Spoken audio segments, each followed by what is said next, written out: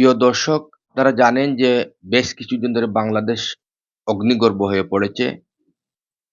কোটা বিরোধী আন্দোলনকে কেন্দ্র করে এই অবস্থা সৃষ্টি হয়েছে।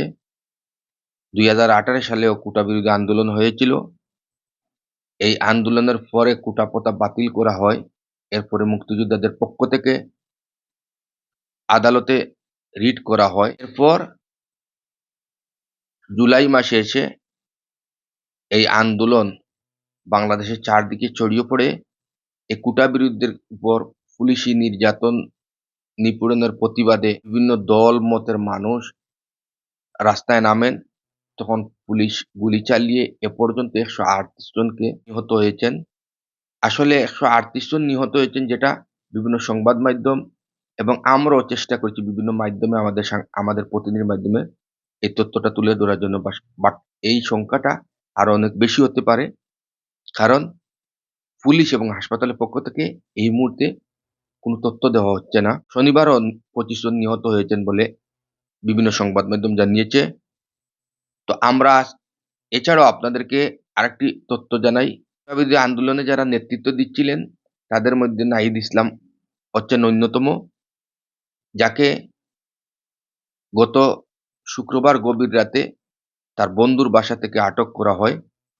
এরপর তার পরিবার থেকে কোনো খোঁজ পাচ্ছিলেন না নাহিদের। তবে রবিবার ভোরে তাকে ছেড়ে দেওয়া হয়েছে বলে পরিবারের পক্ষ থেকে জানানো হয়েছে। রোববার ভোরে ছেড়ে দেওয়ার পর তাকে রাজধানীর একটি হাসপাতালে ভর্তি করা হয়েছে। তার পরিবারের পক্ষ থেকে দাবি করা হয়েছে তিনি বেশ অসুস্থ রয়েছেন এবং তাকে শারীরিক এবং মানসিক নির্যাতন করা হয়েছে। তিনি সুস্থ হলেই গণমাধ্যমের সাথে কথা বলবেন। তার পরিবার জানিয়েছেন তাকে রবিবার ভোরে যখন ছেড়ে দেওয়া হয় তখন তার চোখ বাঁধা ছিল। চোখ বাঁধা অবস্থায় তাকে ছেড়ে দেওয়া হয়েছে। এছাড়াও আপনাদেরকে জানিয়ে রাখি, আজকে যে সর্বোচ্চ আদালত যে রায় দিয়েছে, এই রায়কে স্বাগতম জানিয়েছেন আইনমন্ত্রী আনিসুল হক। এর আগে আপনাদেরকে একটা সংবাদে জানিয়েছিলাম, আসলে বিভিন্ন জায়গায় বিক্ষিপ্তভাবে আন্দোলন চলছে।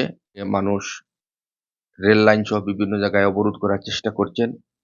এ নিয়ে আইনশৃঙ্খলা বাহিনীর সাথে তাদের সংঘর্ষ চলছে। বাংলাদেশে আন্দোলনের পর এই আন্দোলনের প্রতি একাত্মতা পোষণ করে বিশ্বের বিভিন্ন জায়গায় বিভিন্ন সংগঠনের ব্যানারে বেশ কিছু কর্মসূচি পালিত হয়েছে। আগামীতেও এই কর্মসূচি রয়েছে এবং কর্মসূচি অব্যাহত থাকবে বলে জানিয়েছেন প্রবাসীরা। ব্রিটেনে আগামী সোমবার ডাক দেওয়া হয়েছে বিশাল গণসমাবেশের এবং পদযাত্রার। প্রিয় দর্শক, আমরা যদি আর কোনো নতুন তথ্য পাই আপনাদেরকে জানানোর চেষ্টা করব। আশা করি আপনারা বাংলা পেজের সাথে থাকবেন এবং লাইক এবং শেয়ার দিবেন।